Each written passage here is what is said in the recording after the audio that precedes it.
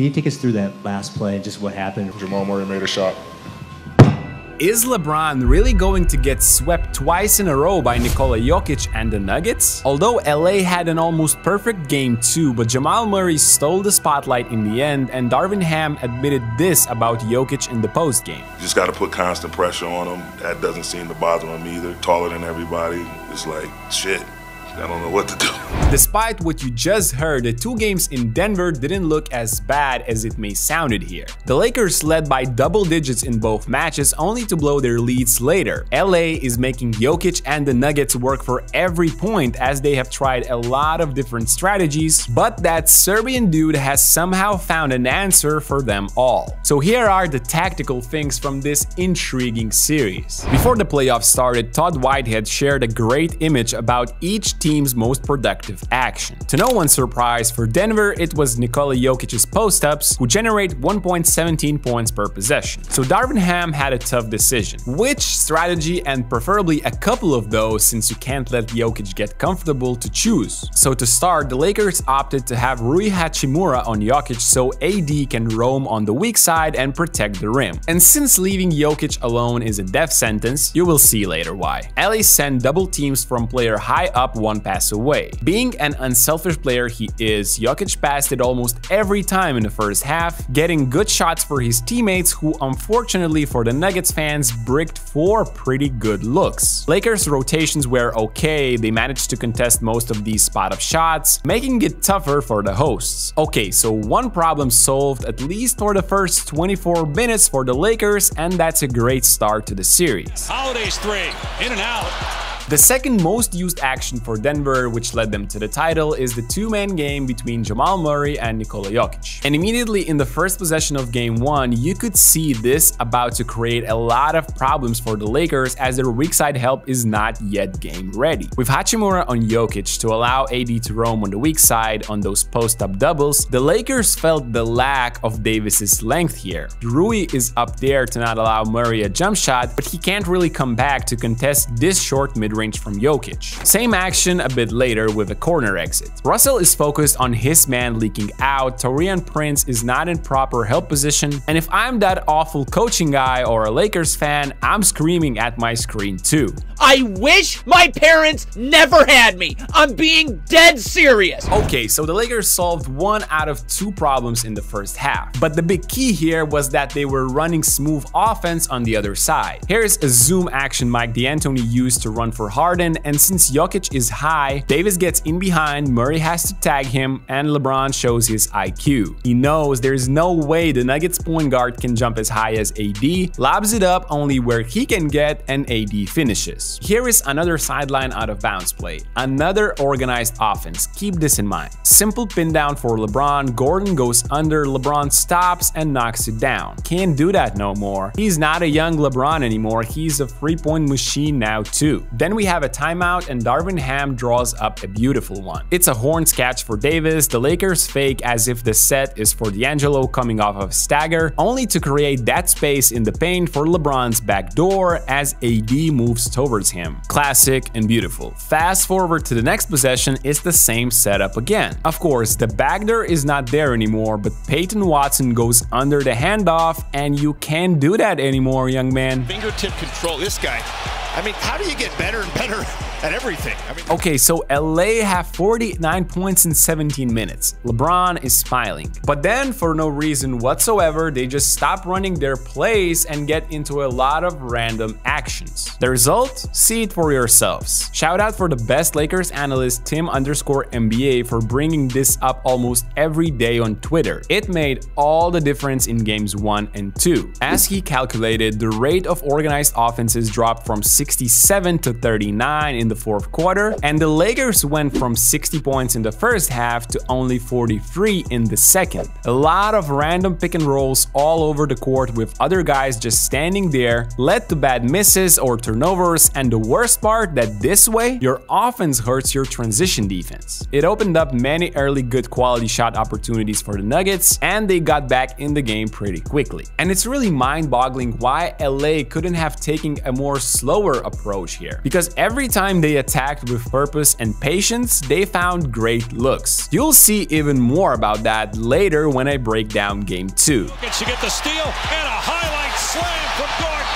On top of all that transition opportunities, it was the same Murray-Jokic pick and roll that got going again. After leaving Jokic open in the first half, Hashimura is now concerned more about him. Murray is smart using the stutter dribble, keeping it to himself and finishing here. A bit later, we see the Jokic to Gordon classic. See Aaron right there in the dunker spot? Now, if LeBron helps when Jokic catches the ball, it's an automatic lob. Rui gets too close to Murray this time, LeBron comes over. D'Lo is not in the mix to help, and even if he was, let's be honest, only Aaron Gordon can go up and get that one. Seconds later, the Nuggets switch up the music a bit by sending Jokic to the post. High double comes again, but Denver has of course prepared a counter for this after the halftime break. As the Lakers rotate, Davis is alone on the weak side with two people. And watch Gordon pinning in his own man as KCP has all the time in the world. On the other side, the Lakers, instead of running the plays that have actually worked for them, decide that a simple screen and LeBron guarded by MPJ is enough. It's a random ISO with other four guys standing as it happens. James catches the ball and then turns it over. The last dagger in this crazy Denver run was Jokic versus LeBron. So I have already talked about how doubles have worked, right? Hashimura here is only digging and not doubling Nikola, as he gets deep in the paint versus a smaller LeBron, and that's simply too easy for him.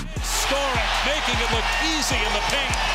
So this is how Denver got from -12 to +14 in Game 1. The Lakers thought, okay, we have to switch something up for Game 2. So they put Davis on Jokic as his primary defender. Look what happens. AD has the quickness and defensive IQ to not allow this short mid-range as Rui did. Plus, he then stops Jokic alone without the double in the middle. But of course, Jokic has an answer for everything. In the next possession, he just pops back, hits a free, and I think the Lakers start to feel like they're fighting an ultimate boss in the game who has like 5 lives left in him. Also, after the timeout, Michael Malone draws up a nice play. Wide pin for MPJ, who is top locked, and that's just perfect for Denver. Forward cut, setting the pick for Jokic, who is wide open, and the game is only close after Lakers just had perfect 12 minutes offensively. How did those perfect 12 minutes look like? Yeah, you guessed it. It was organized offense with the Lakers emphasizing targeting Jokic and his pick-and-roll defense. Watch Nikola meeting Russell high. Murray has 1 foot inside the paint ready to help on AD's roll. This pass creates advantage, which turns into 2 points. Same stuff in early offense. And watch MPJ here as a low-man defender sinking inside. Quick 2 passes, and the Lakers keep the defense on their heels until they find AD under the rim. Later, on this double drag, Reeves gets inside, Porter helps again. Gordon is ready to X out to the corner a bit too early, and LeBron is wide open. It simply can't get more clear than this. LA actually knows the weak spots in Denver's defense, they simply forget to pressure them for 48 minutes. Then in the second quarter, it was AD turning on the God mode as he scores 14 alone in the second and has 30 points early in the third quarter with only 1 missed bucket from the field. Lakers big dominated and went at Jokic every single possession, as the Lakers thought it will tire him. This move proved to be super efficient as LA went up even by 20.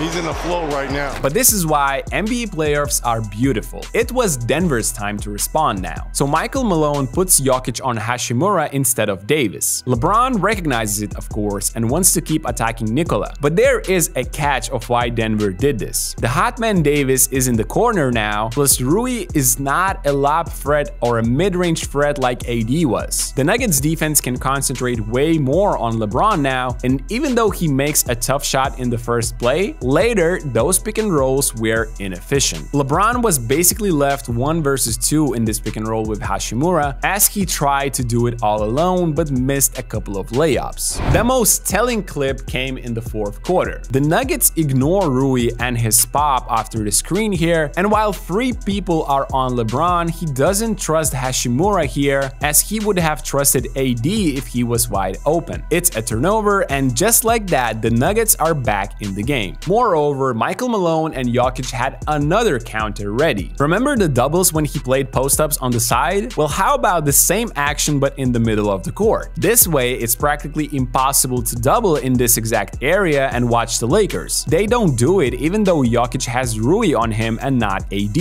This happens 3 times in a row, and it seems like the Nuggets and Nikola have an answer to everything the Lakers throw at him. That's your 3, Reds. He's going to do it the hard way.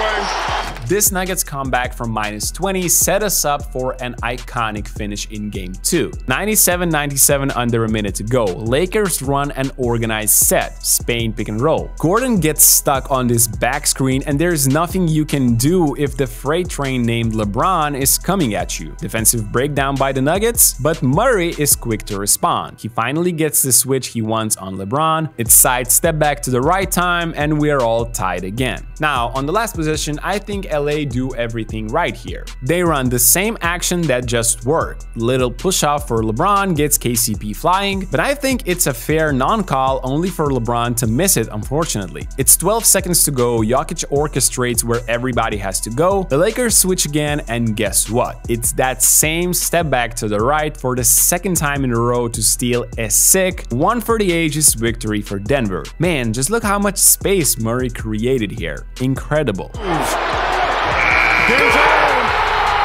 That's all, folks. As you can see, the Lakers did actually try a lot of stuff that worked. But at the same time, this guy and the Nuggets are NBA champions for a reason. If you aren't perfect and you slip up, for example, running chaos offensively, you are going to get punished. Can the Lakers still come back in this series? Let's discuss it in the comment section down below. Don't forget to drop a like and subscribe to our channel, and I'll see you in the next one.